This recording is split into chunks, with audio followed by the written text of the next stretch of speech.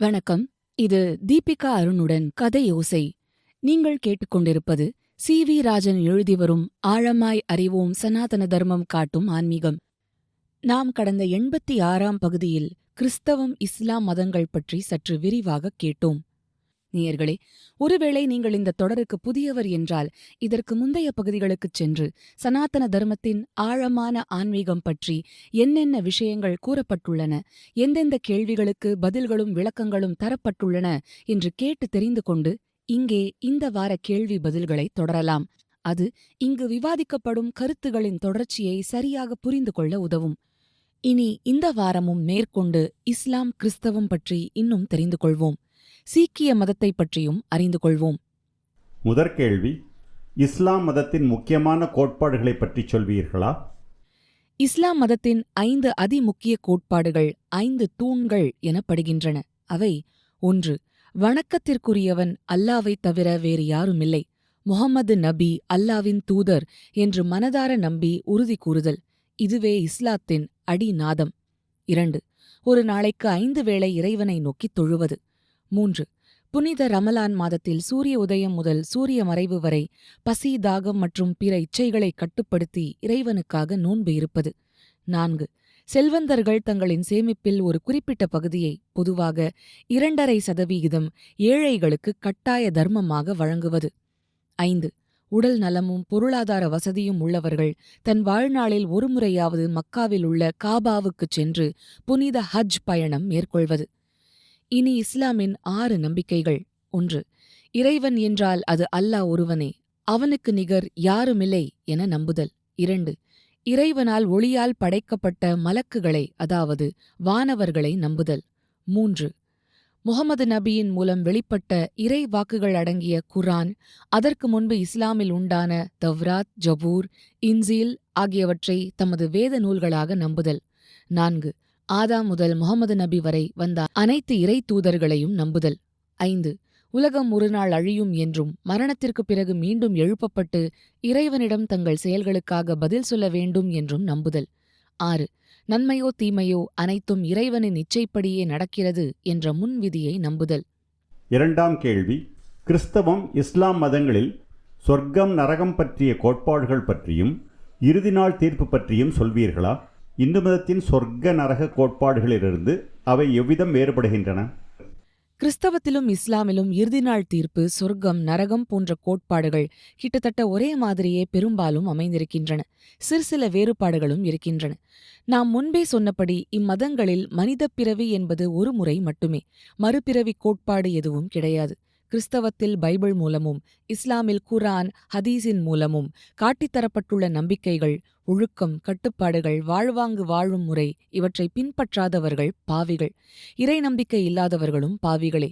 அவர்களுக்கு நரகவாசம் காத்திருக்கிறது என்பது பெரிதும் வலியுறுத்தப்படுகிறது. இஸ்லாமை பொறுத்தவரை ஒருவர் அல்லாஹ் மீது பூரண விசுவாசம் கொண்டு முஹம்மது நபி குர்ஆனில் சொல்லியுள்ள நடத்தை விதிகளையும் ஒழுங்காக பின்பற்றி, அதாவது வேறு கடவுள் எவரையும் ஒப்பாமல், உருவ வழிபாடு ஒருபோதும் செய்யாமல், தினசரி தொழுகையை ஒழுங்காகச் செய்தல் போன்றவற்றை செய்து வாழ்வாங்கு வாழ்ந்தால் இறந்த பிறகு சொர்க்கவாசத்துக்கு தகுதி பெறுகிறார். சொர்க்கத்தில் இறைவனின் நன்மை, அமைதி, ஆனந்தம், குடும்ப இணைவு, அழகிய தோட்டங்கள், நதிகள் ஆகியவை உண்டு.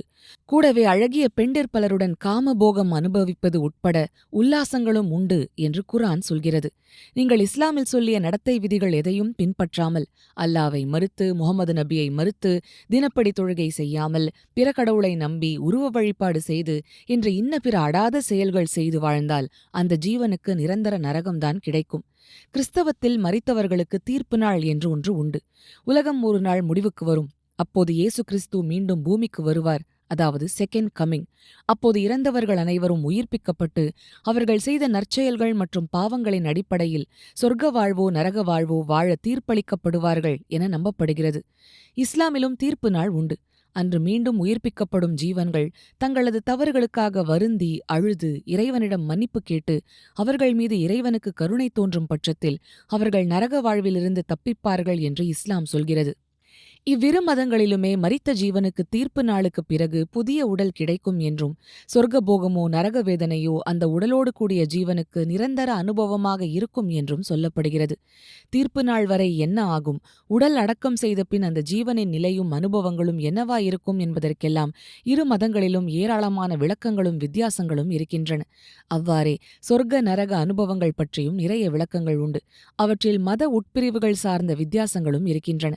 நேயர்களே, நாம் தந்தவை மிக மிக பொதுமைப்படுத்தப்பட்ட விளக்கங்கள் மட்டுமே. நீளம் கருதி நாம் மேற்கொண்டு விளக்க முயலவில்லை. இந்து மதத்தில் உள்ள மறுபிறவி கோட்பாடு, கர்மா கொள்கைகள், சொர்க்க நரக கோட்பாடுகள் எல்லாம் எவ்வளவு வித்தியாசமாய் இருக்கின்றன என்பதைப் பற்றி முந்திய சில அத்தியாயங்களில் நாம் ஏற்கனவே விளக்கியுள்ளோம். அதனால் அவற்றையும் இங்கே ஒப்பீடு செய்து விளக்கம் சொல்லப் போவதில்லை. 3ஆம் கேள்வி, இஸ்லாம் மதத்தின் ஷியா சுன்னி பிரிவுகள் பற்றியும் அவர்களுக்கிடையே இருக்கும் போராட்டங்கள் பற்றியும் சொல்வீர்களா? முகமது நபி தமக்குப் பின்னர் தம் வாரிசாக யாரையும் நியமிக்கவில்லை. அவரது மரணத்துக்குப் பின் உடனேயே அவரது வாரிசு யார் என்கிற போட்டாப்போட்டி தொடங்கிவிட்டது. அப்போது அவரது ஆதரவாளர்கள் பலர் ஒன்று கூடி அவரது சீடரும் முகமதின் ஒரு மனைவியின் தந்தையுமாகிய அபூபக்கரை முதல் கலீஃபா ஆக நியமித்தனர். அவர்கள் வழியை பின்பற்றி பிற்காலத்தில் வந்தவர்கள் சுன்னி என அழைக்கப்பட்டனர். முகமது நபி, அவரது வாக்குகளான குர்ஆன், இவை இரண்டும் மட்டுமே இஸ்லாமுக்கு முக்கியம். பிற்காலத்தில் தலைமை ஏற்பவர்கள் எந்த மாறுபட்ட கருத்துக்களை உபதேசித்தாலும் அவற்றுக்கு முக்கியத்துவம் கிடையாது என்பது சுன்னிகளின் நிலைப்பாடு. ஆனால் அவர்களது தேர்வை வேறு சிலர் எதிர்த்தார்கள். முகமது நபியின் இரத்த சம்பந்தம் உள்ள நேர் குடும்ப உறுப்பினரே முதல் கலீஃபா ஆக வேண்டுமென்று சொல்லி அவர்கள் அலியை, அதாவது முகமதின் பெரியப்பா மகனும் அவரது மைத்துனருமான அலியை முன்மொழிந்தனர். முகமது பரம்பரையின் இரத்த வாரிசுகளே, அதாவது இமாம்களே வருங்காலத்தில் தலைமை ஏற்க வேண்டும். இமாம்களின் வாக்குகள் ஏற்கப்பட வேண்டும் என்பது அவர்களின் நிலைப்பாடு. அவர்களே ஷியாக்கள் எனப்பட்டனர். காலப்போக்கில் இரு குழுவினருக்கும் இடையே கசப்பும் எதிர்ப்பும் கூடி கூடி வன்முறை, கலவரம் போன்றவற்றுக்கும் வழிகோலின. கர்பலா என்ற இடத்தில் ஷியா பிரிவைச் சேர்ந்த முகமது நபியின் பேரனான ஹுசைன் குடும்பத்துடன் படுகொலை செய்யப்பட்டார். அந்த நிகழ்வு இரு தரப்பினருக்கும் இடையே நீக்க முடியாத பகைமையை ஏற்படுத்தியது.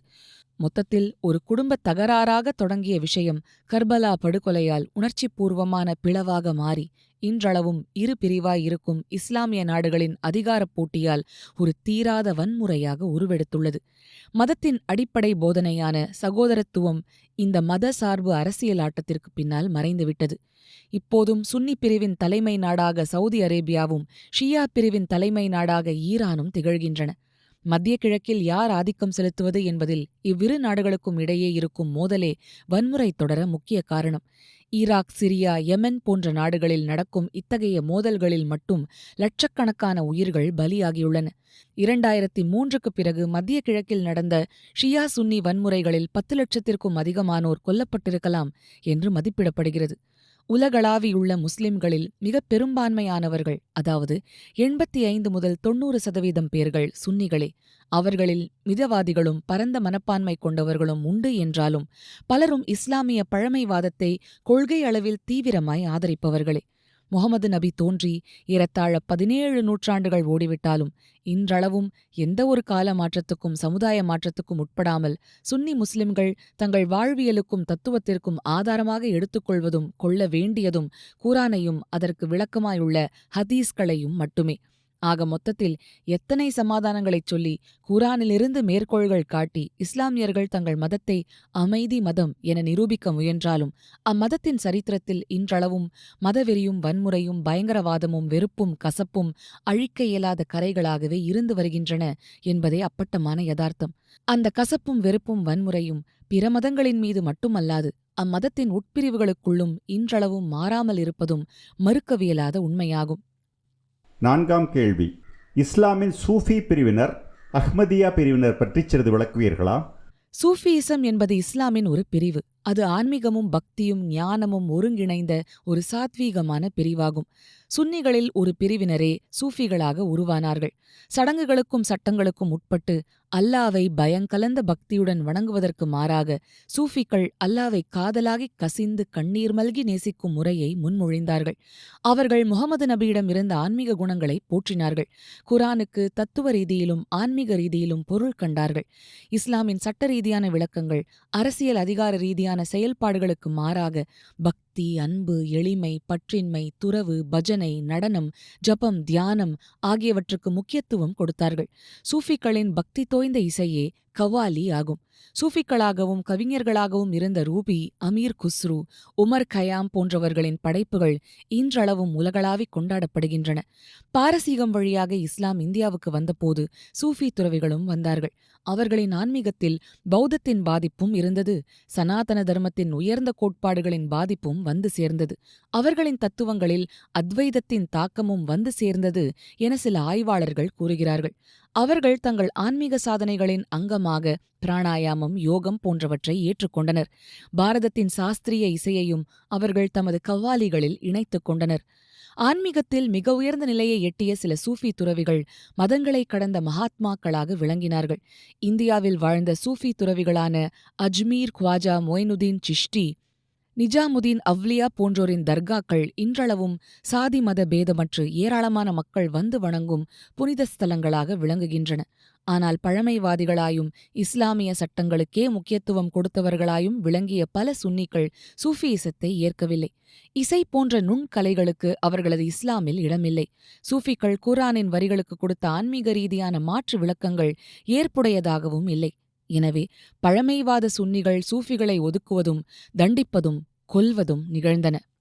18ஆம் நூற்றாண்டில் சவுதி அரேபியாவில் தோன்றிய வஹாபிசம் என்ற தீவிர சுன்னி போக்கு உருவான பிறகு சூஃபிகளுக்கு எதிரான ஒடுக்குமுறை மீண்டும் அதிகரித்தது.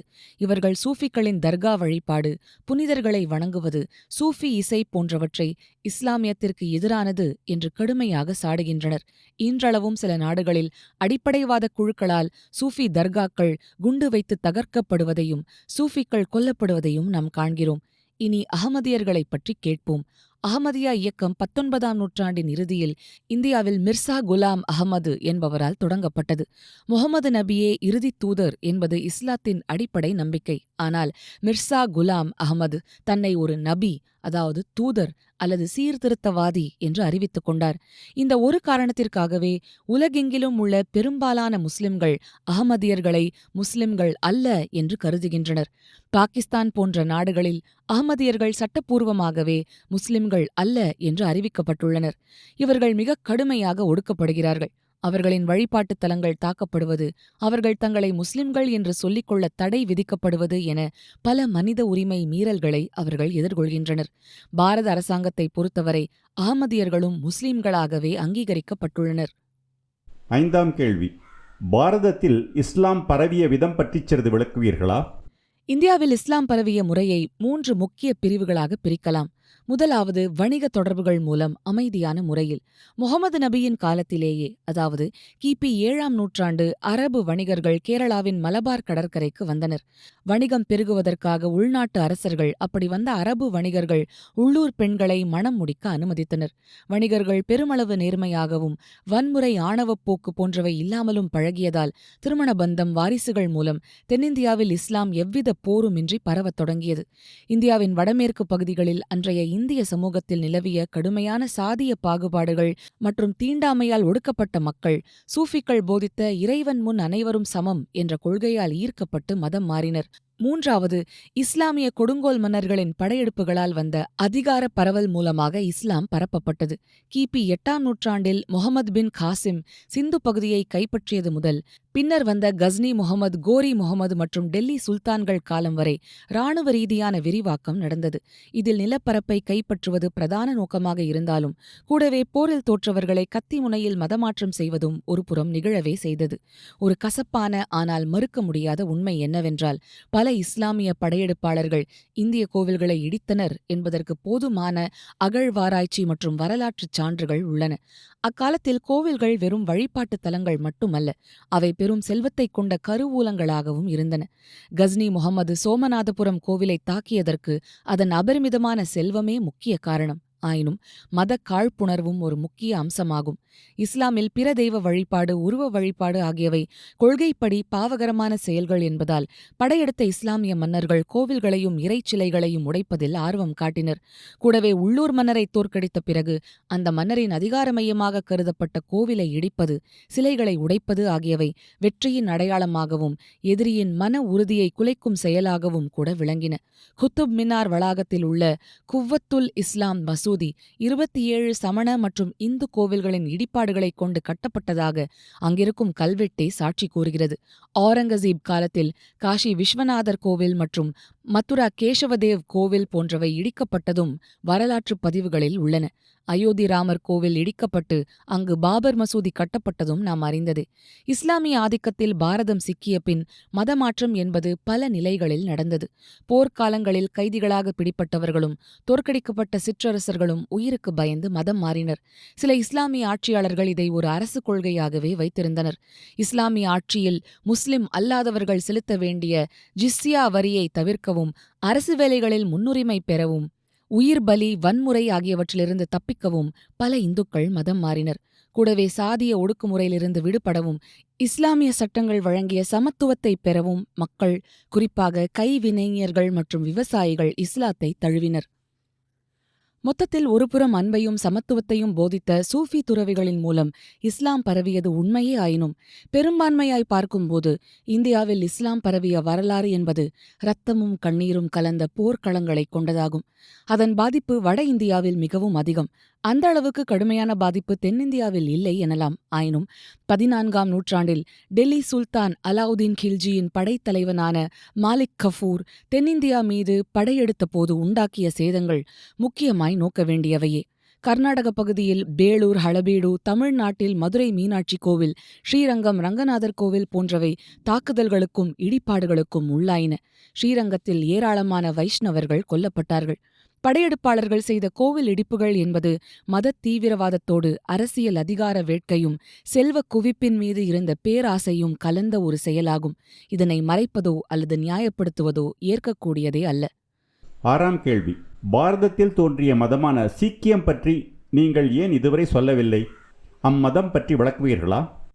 பாரதத்தில் இஸ்லாம் மதத்தின் பரவலாக்கம் பற்றி ஓரளவு தெரிந்து கொண்ட பிறகே சீக்கிய மதம் பற்றி அறிந்து கொள்வது சிறப்பாயிருக்கும் என்பதால் நாம் முன்னர் அதை பற்றி பேசவில்லை.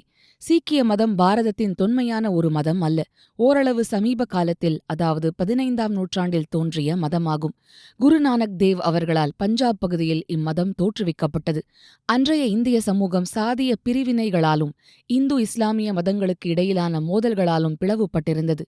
இங்கே இந்துவும் இல்லை, முசல்மானும் இல்லை என்ற முழக்கத்துடன் மனிதநேயத்தை முதன்மையாக கொண்ட ஒரு புதிய மார்க்கத்தை குரு நானக் தொடங்கினார். ஆரம்பத்தில் சீக்கிய மதம் ஒரு அமைதியான ஆன்மீக இயக்கமாகவே இருந்தது. ஆனால் முகலாய ஆட்சியாளர்களின் அடக்குமுறையால் அது ஒரு வீரமிக்க இராணுவ அமைப்பாக மாறியது. அம்மதத்தின் 5வது குருவாகிய அர்ஜன் தேவ் முகலாய மன்னர் ஜஹாங்கீரால் சித்திரவதை செய்யப்பட்டு கொல்லப்பட்டார். இது சீக்கியர்களை ஆயுதம் ஏந்த தூண்டியது. 9வது குருவான தேக் பஹதூர் காஷ்மீரி பண்டிதர்களை கட்டாய மத மாற்றத்திலிருந்து காக்க முன்வந்ததற்காக அவுரங்கசீபால் டெல்லியில் சிரச்சேதம் செய்யப்பட்டார். 10வது குருவான குரு கோவிந்த் சிங் 1699இல் கல்சா என்ற வீர மறவர் அமைப்பை உருவாக்கினார். முகலாயர்களின் அநீதிகளுக்கு எதிராக போரிடுவதையே தர்மமாகக் கொண்டு மிக்க உறுதியோடு போராடினார். அந்த குரு பரம்பரையில் குரு கோவிந்த் சிங்கே கடைசி குரு ஆவர். தமக்குப் பிறகு சீக்கியர்களின் பிரதான நூலான குரு கிரந்த் சாஹிபே இனி சீக்கியர்களுக்கு குருஸ்தானத்தில் விளங்கும் என அவர் கட்டளையிட்டுவிட்டு மறைந்தார். சீக்கியர்களைப் பொறுத்தவரை கிரந்த சாஹிபே உயிர்ப்புள்ள ஒரு குருவுக்கு சமானமாகும்.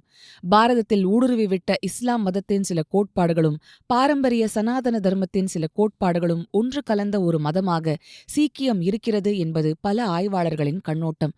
இஸ்லாமின் தாக்கம் என்று பார்த்தால் கடவுள் ஒருவரே, அவரை உருவ வடிவில் வணங்கக்கூடாது என்பது சீக்கியத்தில் ஏற்கப்பட்டது. குரானுக்கு அதிமுக்கியத்துவம் தருவது போல குரு கிரந்த் சாஹிபுக்கு பெரும் முக்கியத்துவம் அளிக்கப்பட்டது.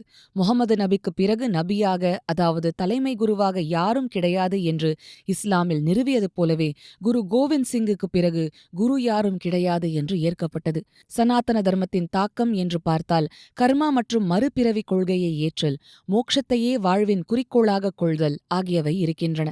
குரு கிரந்த் சாஹிபில் இந்து மத பக்த சீலர்களாய் வாழ்ந்து பகவானை துதித்துப் பாடிய நாமதேவர், ஜெயதேவர், கபீர் மற்றும் ரவிதாசர் ஆகியோரின் பாடல்கள் இடம்பெற்றிருக்கின்றன. சீக்கியத்தில் இறைவன் மீது மனமுருகி பக்தி செய்தல், அவன் புகழை போற்றிப் பாடுதல் ஆகியவையும் உண்டு. இறைவனின் நாமத்தை சதா நினைத்தலும் உண்டு. சீக்கியர்களின் வாழ்வியலில் பஞ்ச கக்கர் எனும் 5 அடையாளங்கள் உண்டு. முடியை வெட்டாது வளர்த்தலோடு கூடவே தலைப்பாகையும் அணிதல், முடியை சீராக்க கையில் சீப்பு வைத்திருத்தல், கையில் கடா எனும் வளையம் அணிந்து கொள்ளல், முழங்கால் வரை நீளும் கால் சராய் அணிதல், கையில் சிறு கத்தியை தற்காப்புக்கென வைத்துக் கொள்ளுதல் என்பவை அவை. சீக்கியரின் வாழ்வியலில் அவர்கள் கடைபிடிக்கும் சில தர்மங்களும் முக்கியமானவை. அதில் லங்கர் எனப்படும் பொது அன்னதானம் முக்கியத்துவம் வாய்ந்தது. சாதி, இன, பொருளாதார வேறுபாடு ஏதுமின்றி எல்லாரும் ஒன்றாய் தரையில் அமர்ந்து இலவசமாய் பொதுவாய் உணவு உண்ணும் வழக்கம் எல்லா சீக்கிய குருத்வாராக்களிலும் உண்டு. லங்கரில் உணவு தயாரித்தல், பரிமாறுதல், பாத்திரங்கள் கழுவுதல் எல்லாமே தன்னார்வத் தொண்டாக சீக்கியர்கள் சிரமேற்கொண்டு செய்கிறார்கள். தன்னிடம் உள்ளதை பகிர்ந்து கொள்ளுதல் என்பதும் ஒரு முக்கிய தர்மமாகும். தன் வருமானத்தில் 10ல் ஒரு பகுதியை சீக்கியர்கள் தானமாக வழங்க வேண்டும் என்பது நியமம். மது, புகைப்பிடித்தல் மற்றும் எந்தவிதமான போதைப் பொருட்களையும் பயன்படுத்துவது கூடாது எனவும் வலியுறுத்தப்படுகிறது. நேயர்களே, இத்துடன் நாம் 13ஆம் அத்தியாயமான சனாதன தர்மமும் பிற மதங்களும் என்பதை நிறைவு செய்கிறோம். இனி அடுத்த அத்தியாயத்தில் சனாதன தர்மமும் சமுதாய வாழ்க்கையும் என்பது பற்றி கேட்போம். நேயர்களே, இனி மீண்டும் அடுத்த வாரம் சந்திப்போம். அதுவரை உங்களிடமிருந்து விடை பெறுவது கதை ஓசை தீபிகா அருண்.